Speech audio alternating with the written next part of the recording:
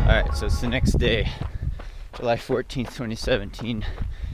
Out in Leadville, we camped out off of below Elbert and Massive, outside of Leadville, Colorado, in altitude. Doing a run from the fish hatchery, trying to find the Colorado Trail from Highline. Legs don't feel too bad from yesterday, but what ended up happening after I shut the camera off was storm kind of rolled in. There was there were some clouds and thunderclaps. We were between the third and fourth pass. Then it started raining and it was cold. Then we saw this big lightning bolt kind of off by the trail towards Crested Butte, but it was pretty close. It was kind of scary. We got soaking wet, so it was a little scary on the fourth pass, but put the camera in a plastic bag. I think it's still working now, so that's good.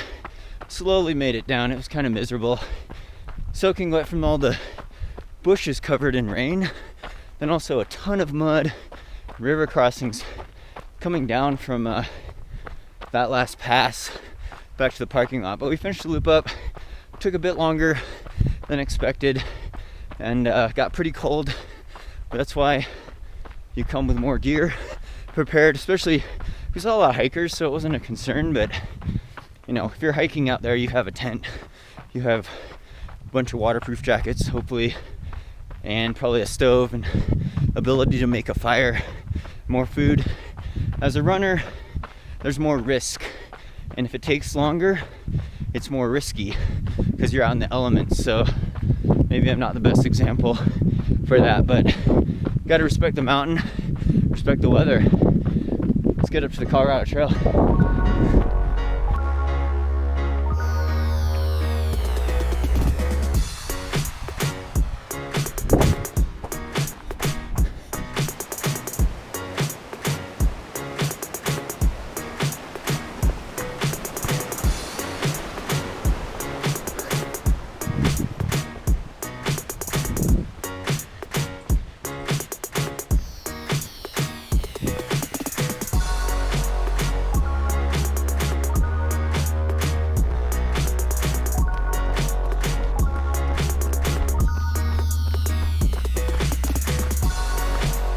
Man, I'm starting to get worried there. I missed the turn for a second.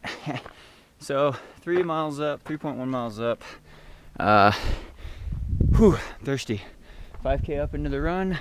That was more of a climb than I thought it would be up to the Colorado Trail, but the idea is now, so we're gonna head south towards the Mount Massive turnoff. Mount Massive being second or third tallest mountain in Colorado.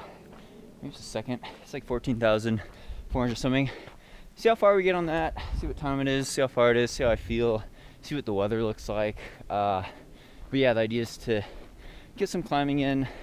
It's a real fine line with overtraining because, you know, ran 140 miles last week, 225 kilometers, a ton of climbing, most time I've ever spent on my feet. Now I have run 150 miles a week in college before, but that was flat stuff. And I was training for a 10K marathon. I overtrained and I did that. I was doing workouts like 30 by 400 and crazy stuff. So the relative intensity is a key thing. Relative intensity of the mileage is a beautiful strategy trail. Look at this.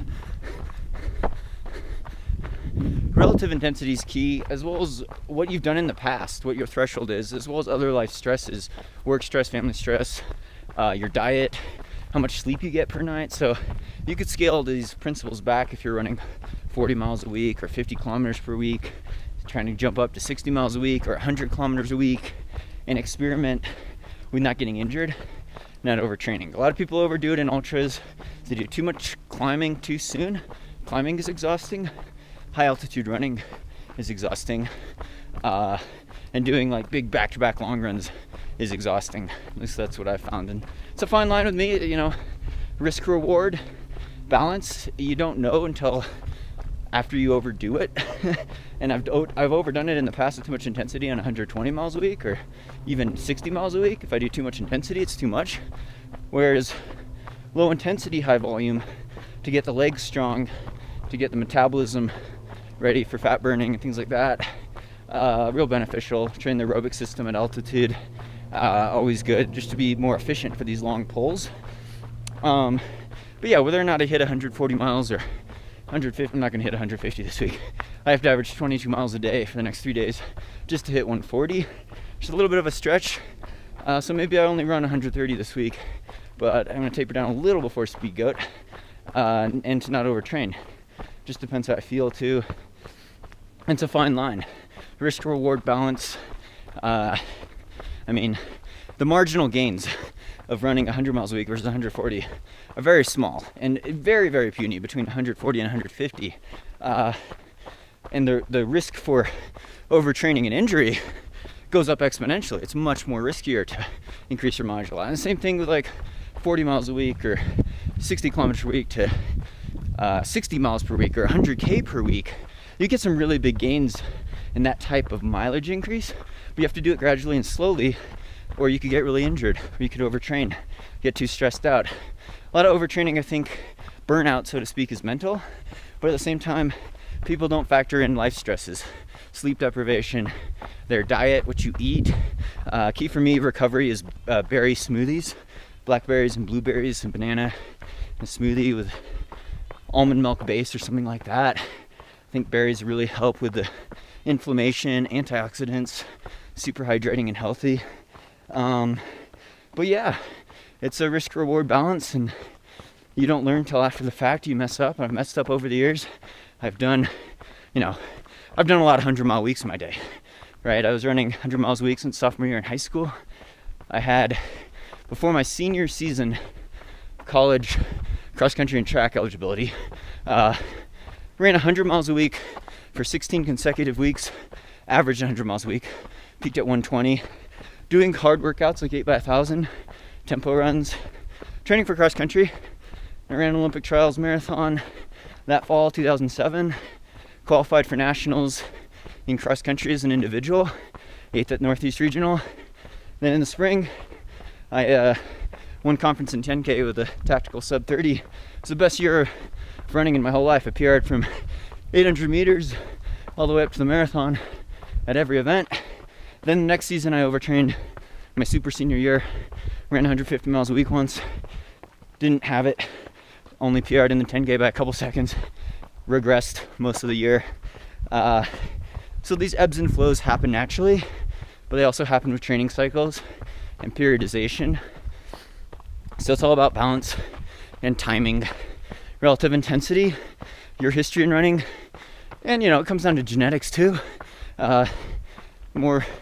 You might be more prone to certain injuries, you might be more prone to certain stresses than other people, but at the same time, you might have strengths that other people don't have as well. And a lot of it could be learned, a lot of it could be overcome with mental willpower, perseverance, discipline.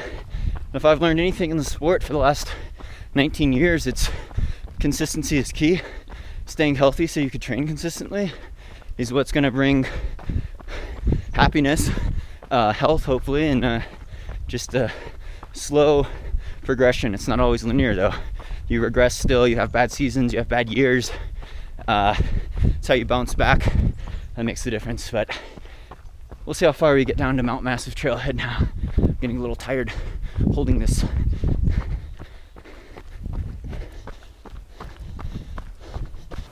Here we go, 5.3 miles in from the fish hatchery.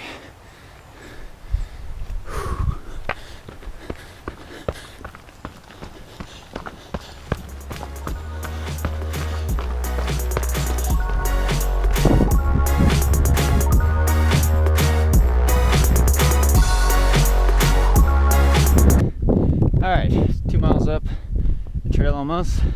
The summit of Massive up there. Oh, it looks far away. So climbed out of there. Running a bit short on time. I told Sandy I'd be back at the car in 3 hours. Should probably turn around at 2 hours. And it's tempting to try to get the summit of Massive there, but there are some clouds rolling in. There's supposed to be some afternoon thunderstorms. Early afternoon, I mean, we're talking 11 a.m. lightning and thunder type of Rocky Mountain thunderstorms. Don't really like to be caught in that again.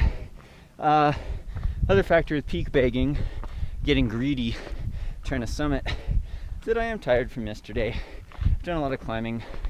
We've been camping at pretty high altitude. It's a little farther from the Colorado Trail than I thought, this run up from Fish Hatchery. So can't get greedy. Can't get greedy because of the weather. Can't overtrain. You know, the journey is the destination. I don't need to go to a summit every time. I'm the type of guy that turns around 400 meters from the summit. The weather looks bad. I've already been up there a couple times anyway. It's not really my favorite summit, actually. I like Elbert much better, which is over there. But yeah, well, I'll leave you with some clips of however high up I get on this mountain. And I do want to thank all you viewers for sharing this on social media, tweeting at me at SageCanday, follow me on Instagram at SageCanday. Big thanks, big shout out to the Patreon supporters for really making this possible. Couldn't do this without you guys, really. I owe you guys a ton more content, so stay tuned for that exclusive stuff, as well as subscribe on here if you haven't already. Put a subscribe link at the end of this video, as well as thanks so much, guys. Hope your training's going well. Thanks so much for all the supportive comments. Thumbs up really means a lot to me. And stay tuned for more Sage running vlogs.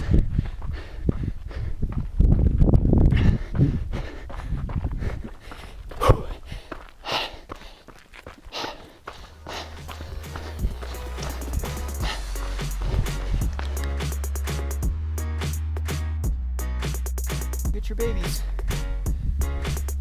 Go get your babies. I don't want to scare you. The babies are over here. I'm gonna walk around.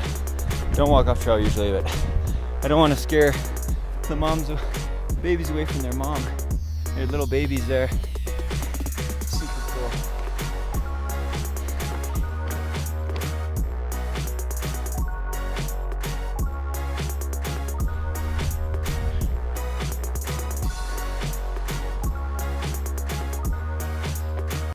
Don't let your ego write a check that your body can't cash.